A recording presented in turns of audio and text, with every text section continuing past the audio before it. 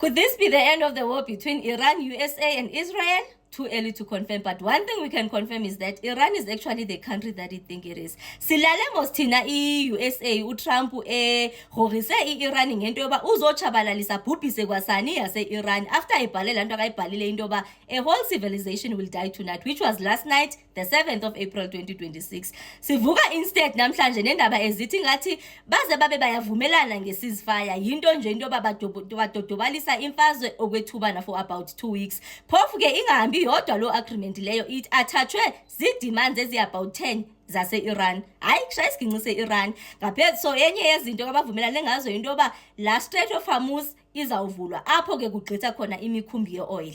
Ezinye ze-demands ezibhalwe yi-Iran yinto yoba nje ingaphinde i-USA icinge, ingazifiko lezi ngcinga zoba izaphinde ihlukumezane ne-Iran, into nokwenza ne-war bangaphinde bayicinge.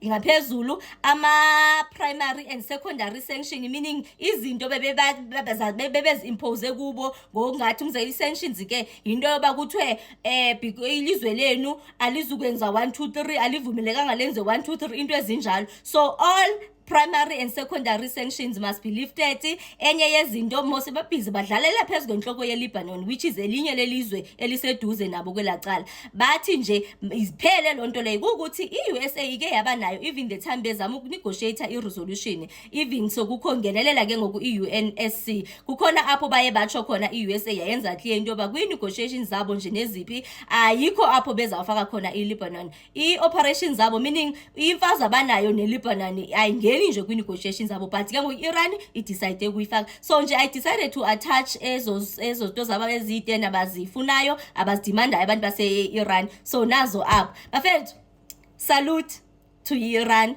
So nje though uboya bungalali incam engathembakali incam uDonald Trump, but nje for now we can just say for these 2 weeks while they busy negotiate, at least abantu base-Iran bazake baheme nabo nje okwethubana. But nje ndithanda into yoba babonakele abantu base-USA. i-USA i-exposiwe into yoba enhleki iyinja nje ekhonkotha ngenyamazinyo.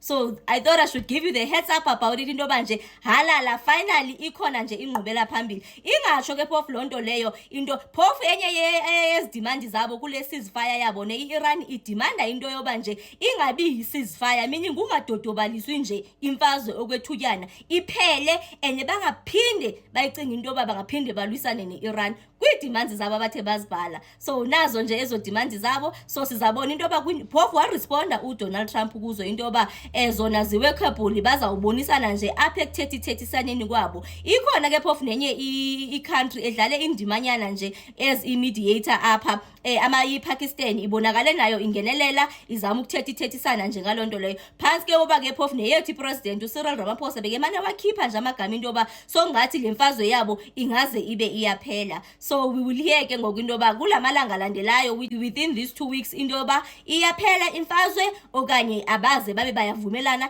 iqala phansi nakakade. So that's just what I thought I should share for now.